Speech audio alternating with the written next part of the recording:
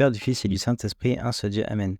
La parole de l'Éternel me fut adressée en ces mots. Fils de l'homme, propose une énigme et dit une parabole à la maison d'Israël.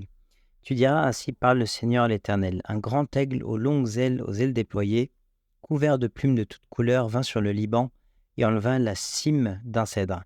Alors c'est quoi l'histoire de cet aigle-là? En fait, l'aigle peut avoir plusieurs significations dans la Bible. Et on va voir celle qui correspond à Ézéchiel 17.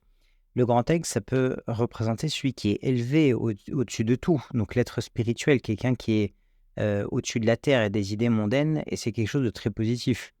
Euh, de la même façon, par exemple, que d'autres animaux ou d'autres symboles peuvent être utilisés dans un sens ou dans l'autre.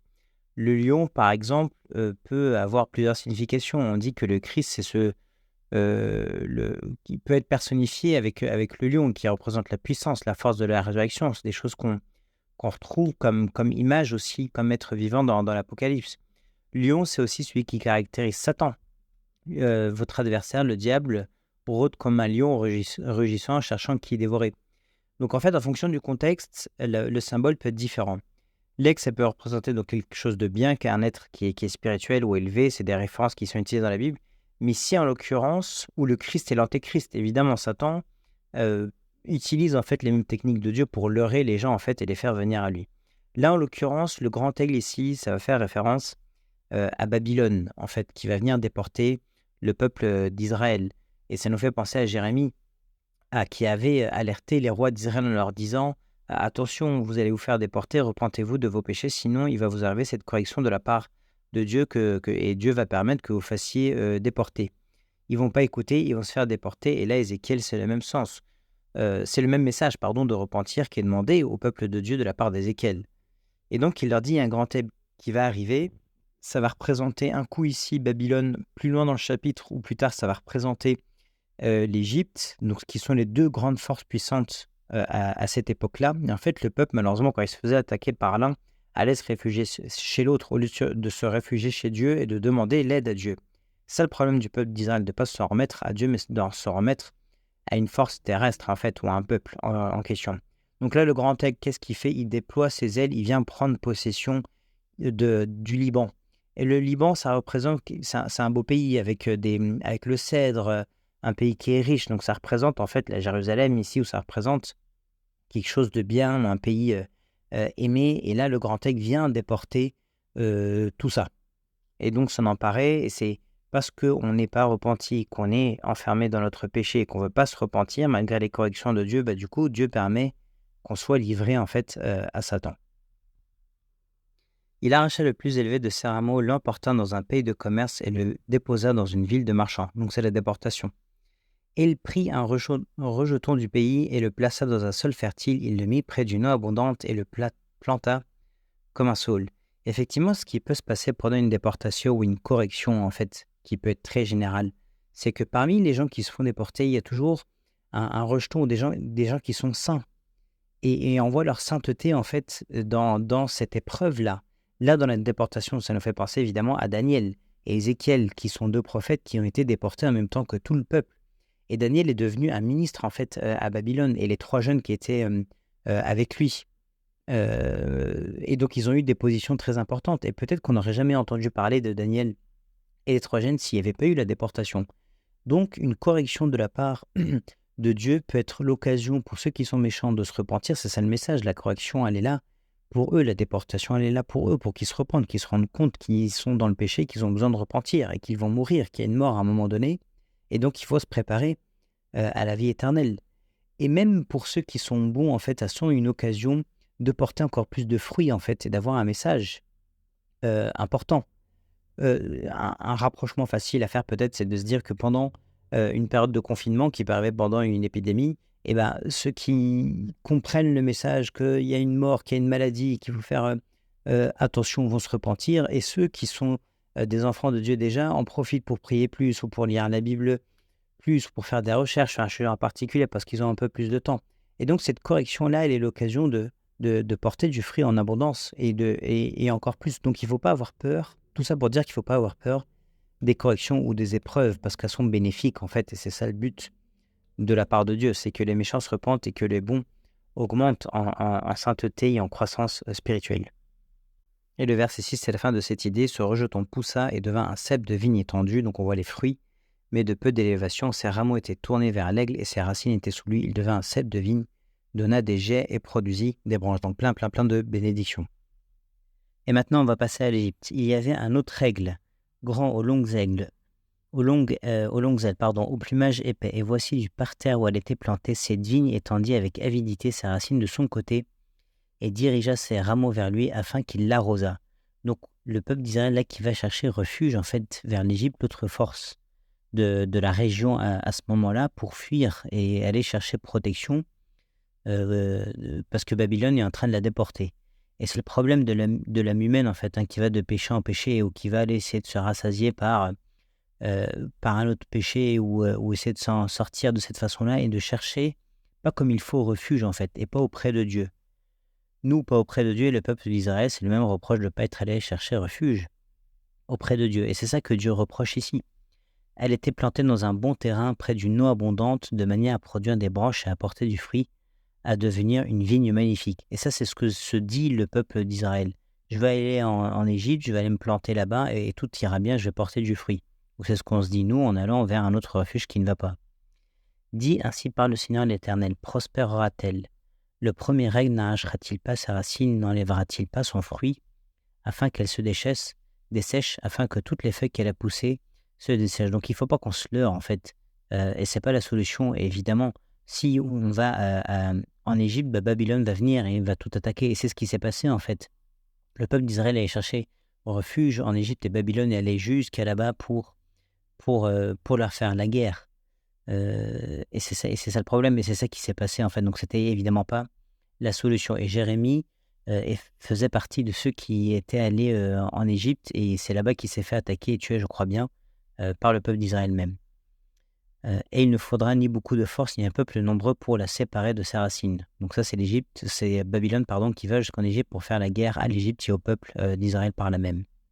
Voici, elle est plantée, prospérera-t-elle? Si le vent d'Orient la touche, ne séchera-t-elle pas?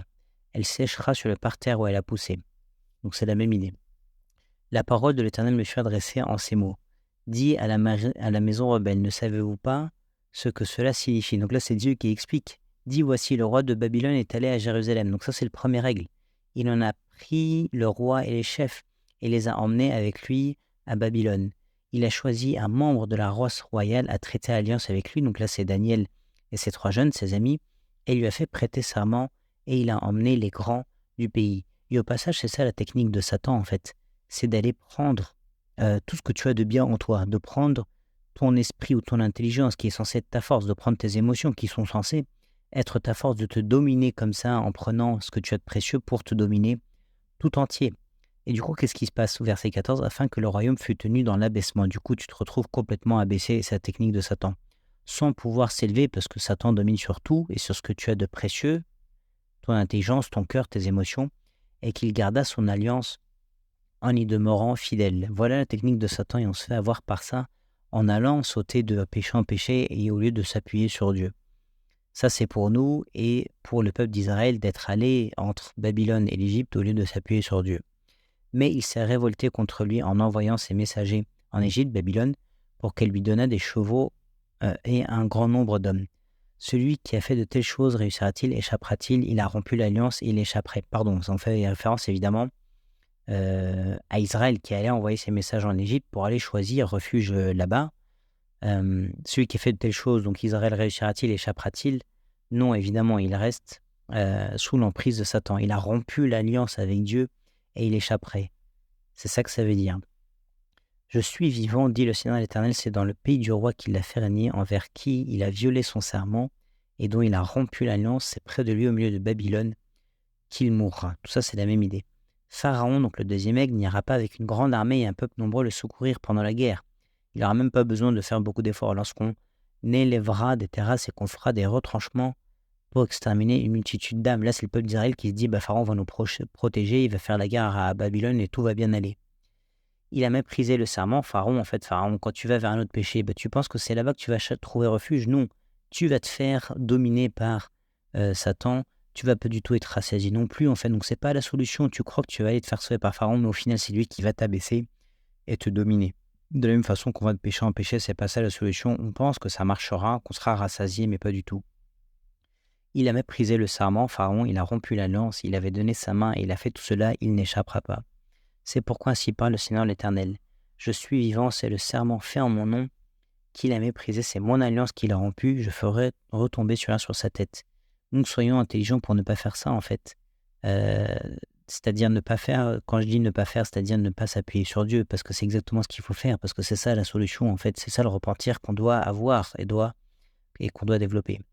J'étendrai mon ray sur lui et il sera pris dans mon filet. Je l'emmènerai à Babylone et là je plaiderai avec lui sur sa perfidie à mon égard. Tous les fuyards et toutes ses troupes tomberont par l'épée et ceux qui resteront seront dispersés à tous les vents et vous saurez que moi l'Éternel j'ai parlé. Et Dieu il répète souvent cette phrase-là pour dire rendez-vous compte, je suis là, j'existe, repentez-vous parce que c'est moi qui permets ça, c'est une correction de ma part. Du coup, prenez conscience et comprenez enfin. Ainsi parle le Seigneur l'Éternel. J'enlèverai moi la cime d'un grand cèdre, et là c'est l'espérance. Enfin, et à la fin, c'est toujours comme ça que ça finit, c'est ça qui est bien avec Dieu. J'enlèverai moi la cime d'un grand cèdre, et je la placerai, j'arracherai du sommet de ses branches un tendre rameau, et je la planterai sur une montagne haute et élevée. Voilà ce que fait Dieu, et ça c'est réconfortant. Évidemment, c'est qu'il y a toujours espoir. Et effectivement, pendant la déportation, c'est un moment que ça dure, ça va produire son fruit, son repentir, et du coup, Dieu va nous faire revenir, va nous appeler à lui, à condition qu'on se repente, évidemment. Il va nous augmenter en bénédiction et en croissance, et il va nous rappeler, à lui c'est l'espérance du repentir. Je le planterai sur une haute montagne d'Israël, il produira ses branches et portera du fruit, il deviendra un cèdre magnifique, donc on va croître et porter du fruit, et tout ça par la grâce de Dieu et grâce à notre repentir. Et là, ce qui est encore plus joli, c'est la fin du verset 23, les oiseaux de toute espèce reposeront sous lui, tout ce qui a des ailes reposera sous l'ombre de ses rameaux. Donc non seulement tu vas revenir parce que tu es repenti, tu vas grandir spirituellement, mais en plus tu vas être un refuge pour les autres. Les oiseaux de toute espèce reposeront sous lui. Donc les gens vont venir se reposer sous toi. Et c'est ça la beauté du serviteur ou la force du serviteur, c'est qu'il a un repos pour les autres. Il fait grandir les autres. Quand il va au royaume des cieux, il emmène un cadeau avec lui à Dieu, au royaume des cieux, d'autres personnes qui se sont repenties grâce à lui et à son service, par la grâce de Dieu.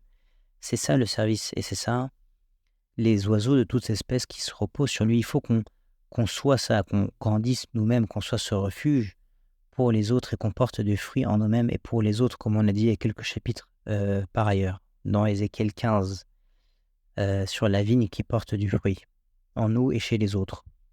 Et tous les arbres des champs sauront que moi, l'Éternel, j'ai abaissé l'arbre qui s'élevait et élevé l'arbre qui était abaissé. Donc celui qui pense qu'il est fort et qui s'appuie sur sa propre force, en fait, il se leurre en fait lui-même.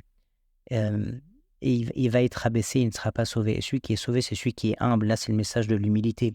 Évidemment, de ne pas croire en fait qu'on est à l'origine de toutes les bonnes choses. C'est Dieu qui est à l'origine de toutes les bonnes choses. Évidemment, ça, c'est la grâce de Dieu. Il faut comprendre ça, que tout don vient de lui. Et donc, c'est un appel à l'humilité, ce dernier verset. Et donc, la fin du verset, que j'ai desséché l'arbre vert et fait verdir l'arbre sec. Moi, l'Éternel, j'ai parlé et j'agirai, et gloire à Dieu éternellement. Amen.